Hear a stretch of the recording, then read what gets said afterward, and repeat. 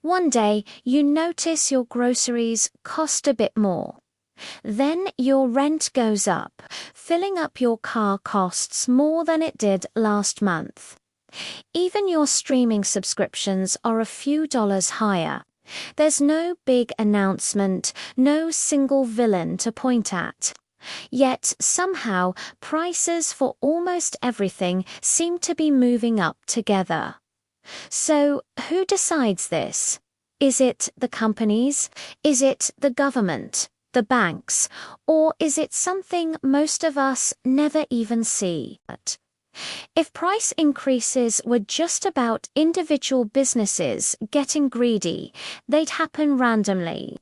A coffee shop might raise prices one month, a shoe store the next. But that's not what we see. Instead, food prices tend to rise together. Transport costs rise together. Housing rises together. This pattern tells us something really important. The prices aren't just reacting to the products themselves, they're reacting to the money system. Think of it like this. If you drop a single stone into a pond, you get one ripple. But if you raise the entire water level of the pond, everything along the shore gets wet at the same time. Widespread price hikes are like the water level rising. It's not about one company, it's about the value of the money we all use. The real question isn't why one thing got more expensive. It's why our money started buying less of everything. So, what's causing the water level to rise? The journey of every price increase starts at the same invisible point, the creation of new money. When new money enters the economy, it doesn't just appear in everyone's bank account equally. That would be too simple.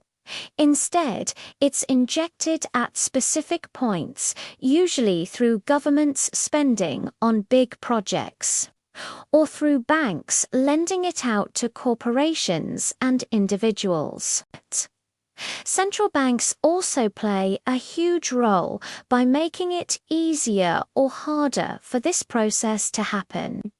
This is the starting gun for a chain reaction. Imagine a pipeline.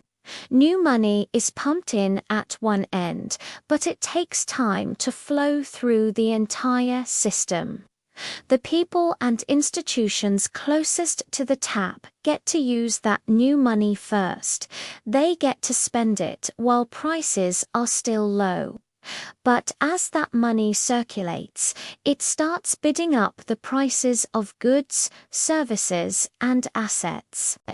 By the time that new money reaches the other end of the pipeline, say, in the form of a wage increase for the average worker, prices have already started to climb. This is the root of the problem. Let's talk about central banks. They don't call up your local supermarket and tell them to raise the price of milk. Their power is more subtle but far more influential. They set the conditions for the entire economy. By adjusting interest rates, they control how cheap or expensive it is for anyone from a massive corporation to a first-time homebuyer to borrow money. When interest rates are low, borrowing is cheap, more money flows into the system, and spending accelerates. Central banks also change the rules for commercial banks, telling them how much they need to keep in reserve versus how much they can lend out. And in some cases, they directly inject liquidity into the financial markets themselves. They are like the gatekeepers of the money supply. They decide how fast money spreads and, crucially, who gets access to it first. Prices don't rise on their own. They rise after this new, cheaper money has had time to spread through the economy. This brings us to a crucial point. The first spenders always win. When new money is created, who gets it first? Typically, it's government spending on contracts and programs. It's large financial institutions borrowing at the lowest rates.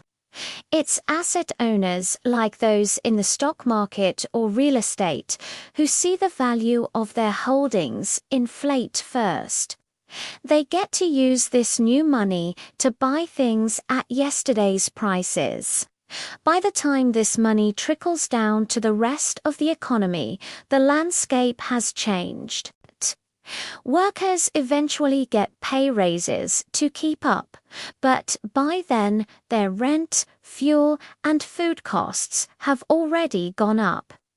Consumers feel the pinch directly at the checkout counter, and anyone with savings finds that their hard-earned money now buys less than it did before. It's the same currency, but its purchasing power has been diluted. This delay between the cause and the effect is exactly why inflation feels so fundamentally unfair. It's a hidden transfer of wealth from the last recipients of new money to the first. So, where do businesses fit into all this? It's easy to blame the corner store or the big corporation for raising prices. And while some companies might take advantage of the situation, they are mostly reacting, not leading. They are caught in the same current as everyone else. Their own costs are rising. They have to pay more for raw materials, more for shipping, and eventually more in wages to their employees. Their financing costs to expand or even just operate also go up when interest rates eventually rise to combat the very inflation that was created. For a business, raising prices is often a defensive move, not an offensive one. They are trying to protect their margins to stay afloat. Blaming businesses for inflation is like blaming the people in the last row of a stadium for standing up because they can see past the people in front of them who stood up first. The businesses are just responding to the signals the monetary system is sending them. Prices rise not because firms suddenly became greedier, but because the money they accept lost its value first. Now, why does this often feel like a global switch was flipped? You see headlines about inflation in Europe, Asia, and the Americas all at the same time. This is because our modern financial world is incredibly interconnected. Global trade means a price increase in one country's resources can affect costs in another. More importantly, many global systems, especially for commodities like oil, are based on the US dollar. When the conditions of the world's primary reserve currency change, the effects ripple outwards. Financial markets are linked 24/7. So, when the largest central banks make a move, every other market in the world reacts. It can feel sudden and synchronized, like everyone decided to raise prices at once. But the reality is that the decision was made quietly, months or even years earlier, at the very top of the financial system. The widespread price hikes we feel are just the final, visible echo of that initial choice.